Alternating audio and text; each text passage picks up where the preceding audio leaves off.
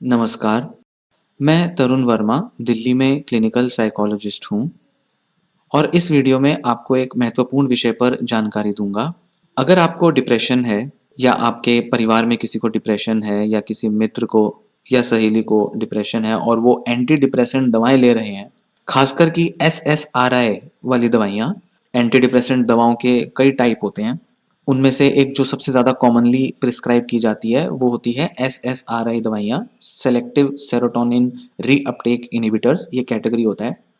तो इन दवाओं को अगर दिया जा रहा है, प्रिस्क्राइब किया जा रहा है डिप्रेशन के ट्रीटमेंट के लिए और इनकी वजह से अगर वज़न बढ़ रहा है, वेट गेन हो रहा है, तो इस संबंध में मैं इस वीडियो में आपको कुछ जानकारी दूँगा, महत्वपूर्ण जानकारी कि उसको कैसे मैनेज किया जा सकता है, क्या किया जा सकता है ऐसे में। एसएसआरआई दवाइयाँ वज़न क्यों बढ़ाती हैं? इसका क्या किया जा सकता है? क्या वज़न को कम किया जाए? क्या दवा बदली जाए? इस बारे में मैं इस वीडियो में आपसे बात करूँगा। किसी भी दवा की तरह एंटी डिप्रेसेंट दवाएँ भी जो होती हैं, उनके कुछ साइड इफ़ेक्ट्स होते हैं। किसी भी दवा का मतलब है, आप किसी भी बीमारी के लिए दवा ले रहे हो, सिर्फ़ साइकियाट्रिक दवाई नहीं। तो selective serotonin reuptake inhibitors SSRI दवाइयाँ, ये भी दूसरे एंटी डिप्रेसेंट दवाओं की तरह थोड़ा बहुत साइड इफ़ेक्ट्स लाती हैं। जैसे फ्लुओक्सेटिन, सर्ट्रेलिन, ये जो दवाएँ हैं, एसएसआरआई कैटेगरी की दवाएँ हैं, अगर आप ये ले रहे हैं या आपका कोई जानने वाला अगर इन दवाओं को ले रहा है, इनमें से कोई दवाएँ ले रहा है जो एसएसआरआई कैटेगरी में होती हैं, तो उनमें से एक साइड इफ़ेक्ट होता है वेट गेन, वज़न बढ़ना। रिसर्च बताती है, शोध बताते हैं कि जो वज़न होता है, जो एसएसआरआई दवाओं को लेने के दौरान बढ़ जाता है, वो बहुत थोड़ा-सा बढ़ता है। बहुत थोड़े किलो या पाउंड ही वज़न में बढ़ोतरी देखी जाती है। मतलब रिसर्च के हिसाब से ज़्यादातर लोगों में थोड़ा ही वज़न बढ़ता है। हो सकता है आपके जो फैमिली मेंबर हों या आपको थोड़ा ज़्यादा वज़न बढ़ गया हो, बट आम तौर पे बहुत हल्के ही बदलाव आते हैं। हालाँकि ये जो वज़न में जो इंक्रीज़ है, वज़न का बढ़ना जो है, ये आपके लिए एक बहुत बड़ी समस्या हो सकता है। आपको इसमें डर भी लग सकता है।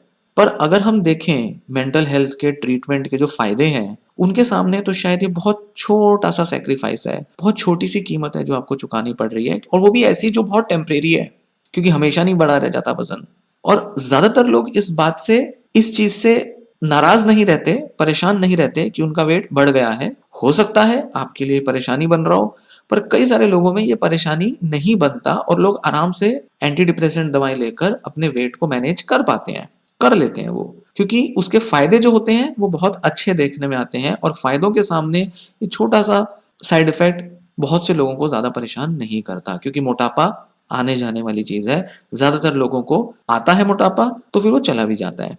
एसएसआरआई दवाइयों से वेट गेन होता क्यों है?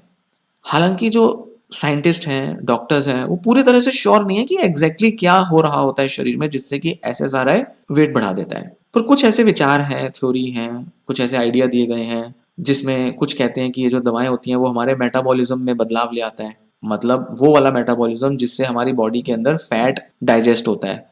तो होता क्या है, हम जो खाना खाते हैं उसमें जो फैट होता है, वो डाइजेस्ट नहीं हो पाता, जो जमा हो जाता है, जिस वजह से कैलोरीज़ और फैट बढ़ जाते हैं हमारे शरीर में। या कुछ थ्योरीज़ कहती हैं कि हमारी भूख बढ़ जाती है। भूख बढ़ने की वजह से शायद कई बार हमें भी पता नहीं चल पाता, बट भूख बढ़ने की वजह से वज़न बढ़ जाता है, हम ज़्यादा खाने लगते हैं। और यहाँ तक कि कुछ लोगों पर तो ये भी असर पड़ता है कि वो वज़न लूज़ कर देते हैं। तो होता क्या है कि कई लोगों पर एसएसआरआई का प्रभाव इस तरह से पड़ता है कि उनका मूड जब अच्छा हो रहा होता है, उन पर जब दवा का असर आ रहा होता है, तो वेट लॉस किस तरह से होता है उनका, असल में वो डिप्रेशन के पेशेंट होते हैं। तो डिप्रेशन में खाना खाने का कई लोगों का वैसे ही मन नहीं करता, ये तो बहुत आम सिम्पटम है, आम लक्षण है। पर कुछ लोगों के लिए ये ज़्यादा बड़ा लक्षण होता है। कुछ लोगों का एक बहुत मेन लक्षण सिम्पटम होता है कि वो खाना नहीं खाना पसंद करते। तो ऐसे सारे दवाइयों पर रहते हुए भी, उनको लेते हुए भी, उनका खान-पान जो होता है वो लिमिटेड होता है, कम ही होता है। तो ऐसे में जितना टाइम वो दवा ले रहे होते हैं, उनका खाना खाना भी कम होता है, तो इस वजह से वेट गेन नहीं हो पाता, जबकि उल्टा वेट लॉस ही इसमें देखने में आता है। पर होता क्या है, जब उनका ट्रीटमेंट हो जाता है, डिप्रेशन से वो ठीक हो जाते हैं, तो उनको खाना खाने का मन करने लगता है। अब उनकी भूख बढ़ जाती है, अब उनका खाने में रुचि आती है, इंटरेस्ट बढ़ता है, दिलचस्पी आती है, नई-नई चीज़ें खाने का मन करता है और ऐसे सारे दवाएँ लेने के बाद उनका वज़न बढ़ता है, क्योंकि अब वो ज़्यादा खाने लग गए। जितना पहले खाते थे, उससे ज़्यादा खाने लगते हैं, मन बहुत करता है खाना खाने को। तो या तो क्या होता है, उनका वज़न पहले जितना हो जाता है डिप्रेशन में उनका वजन कम हो गया, दवा के साथ ट्रीटमेंट हो गया, अब ज्यादा खाने लग गए, ज्यादा खाने की वजह से वजन बढ़ गया। तो कुछ का तो ओवरवेट हो जाते हैं, कुछ ओवरवेट नहीं होते, वो अपने नॉर्मल वेट पर ही चले जाते हैं। तो जब आप ऐसे सारे दवाइयां ले रहे हो, आपका वजन बढ़ रहा हो, तो क्या करना चाहिए, कैसे मैनेज करना चाहिए? तो मान लेते हैं कि आप उन लोगों में से हो जिनका वजन थोड़ा ज्यादा बढ़ा है, जितना आमतौर पे लोगों का बढ़ता है उससे थोड़ा ज्यादा बढ़ा है, या आप ज्यादा चिंतित हो और आपको बहुत परेशान करता है ये वजन बढ़ना। आपका मन बहुत करेगा कि दवाइयां लेना बंद कर दूं, दवाइयां ही ना लूं, दवाइयां ही जड़ हैं वजन बढ़ने की, दवाइयां ही नहीं लेता या लेती। पर ध्यान दें, अपने आप अगर दवा छोड़ देंगे इसके भी साइड इफेक्ट्स आ सकते हैं, इसका भी असर पड़ सकता है, या ये कहें कि विड्रॉल इफेक्ट्स आ सकते हैं। तो डॉक्टर से बात जरूर कर लें वेट गेन के बारे में, और उनसे इस बात का परामर्श या सजेशन या जो भी वो एडवाइस देते हैं वो जरूर समझें, जरूर माने। देखें कि वो क्या कह रहे हैं, क्या वो दवा कम करने को कह रहे हैं, छोड़ने को कह रहे हैं, या कोई और दवा रिप्लेस कर देते हैं। कुछ दवाओं से वेट गेन नहीं होता इसलिए। तो उस केस में क्या है, आपका इलाज बंद नहीं होगा, और इलाज बंद होने से आपका वो डिप्रेस्ड मूड है वो वापस नहीं लौटेगा। और इलाज बंद हो जाने की वजह से जो वापस से आप सैड हो सकते हो, डिप्रेस्ड हो सकते हो, वो प्रॉब्लम्स नहीं आएंगी आपको। नहीं तो होगा ये कि वेट गेन हो रहा है उसकी चिंता में आप वजन कम करने के लिए आप दवा तो छोड़ दोगे, पर डिप्रेशन का ट्रीटमेंट नहीं हो पाएगा, डिप्रेशन वापस पहले की तरह गंभीर हो सकता है, वो एक नुकसान हो सकता है ऐसे में। तो इसलिए अगर आप ट्रीटमेंट लेते रहते हैं तो वजन तो आप बाद में भी कम कर सकते हैं, जो भी पहले आपका वजन था। दवाएं अचानक से छोड़ देने से या कोई और दवा लेकर उसको बदल देने से, अपने आप ही बदल देने से, अक्सर एक सिंड्रोम होता है, कुछ लक्षण होते हैं जिन्हें डिसकंटिन्यूएशन सिंड्रोम कहते हैं, वो अक्सर आ जाते हैं, ये और परेशान कर देते हैं। तो इसलिए ये बात तो ध्यान रखनी है कि दवाएं अपने आप नहीं छोड़नी, एकदम से नहीं छोड़नी। क्या कर सकते हैं इसके लिए फिर अगर वजन बढ़ गया है तो? सबसे पहले माइंडफुल ईटिंग फॉलो करें। माइंडफुल ईटिंग पर मैंने एक वीडियो बनाई है, जो आप मेरे चैनल में वीडियोस में देख सकते हैं। एक प्लेलिस्ट है माइंडफुलनेस के बारे में, जिसमें मैंने करीब 21 अलग-अलग माइंडफुलनेस मेडिटेशन टेक्निक्स के बारे में चर्चा की है, और उनको पूरा कराया है, उनके अंदर समझाया है कैसे करना चाहिए, और वो पूरी मेडिटेशन टेक्निक्स हैं जो मेरे उन वीडियोस में आपको मिलेगी। तो माइंडफुल ईटिंग एज सच कैसे करते हैं ये आप मेरी वीडियोस में भी देख सकते हैं, सुन सकते हैं और उसको फॉलो कर सकते हैं। माइंडफुल ईटिंग में एज सच क्या किया जाता है, आप जब खाना खा रहे होते हैं तो अक्सर क्या होता है, आप बहुत जल्दी जल्दी खाना खा रहे होते हैं, आप पूरी तरह से कॉन्शियस नहीं होते अपने खाना खाने की एक्टिविटी में। तो जैसा अभी कहा कि अक्सर भूख बढ़ जाती है कई लोगों की ऐसे सारे दवाएं लेने की वजह से, और वो ज्यादा खाने लगते हैं। ऐसे कुछ पेशेंट्स के लिए ज्यादा जरूरी होता है कि वो माइंडफुल ईटिंग फॉलो करें, मतलब धीरे धीरे खाना खाएं। धीरे धीरे खाना खाने से, पूरा अटेंशन देकर, पूरा अवेयरनेस के साथ खाना खाने से आप अपने खाने पर रेगुलेशन रखते हो, कंट्रोल रखते हो, और ध्यान रखते हो कि कितना खाना है और कितना नहीं खाना है। इस तरह से आपका खाना रेगुलेशन में आ सकता है, आपकी डाइट, आपकी क्वांटिटी जो है खाना खाने की, वो रेगुलेशन में आ जाती है। तो माइंडफुल ईटिंग में बेसिकली ये किया जाता है, स्लो खाया जाता है और ध्यान रखा जाता है। इसकी जो पूरी टेक्निक है वो आप मेरी किसी दूसरी वीडियो में देख सकते हैं, या इस बारे में मैं आगे कभी दोबारा बात करूंगा। साथ ही माइंडफुल ईटिंग में और भी कई चीजें होती हैं जिनका ध्यान रखना जरूरी होता है, तो इस बारे में आप और थोड़ी जानकारी लें और थोड़ा इस बारे में समझें, कहीं पढ़ें या और कोई वीडियोस देखें। न्यूट्रिशनिस्ट से मिल सकते हैं अगर ये आपके लिए ऑप्शन है तो डॉक्टर से पूछें क्या वो आपको किसी न्यूट्रिशनिस्ट को रेफर कर सकते हैं या नहीं, और अगर कर दें या आप खुद अगर किसी को कांटेक्ट करें तो उससे आप अपना एक डाइट चार्ट, एक प्लान, ईटिंग शेड्यूल बना सकते हैं, जिससे कि आपका वेट गेन ना हो, या हो तो वो मैनेज किया जा सके। तो कुछ बदलाव इसमें आपको लाने होंगे अपने खान पान में जो बहुत जरूरी है।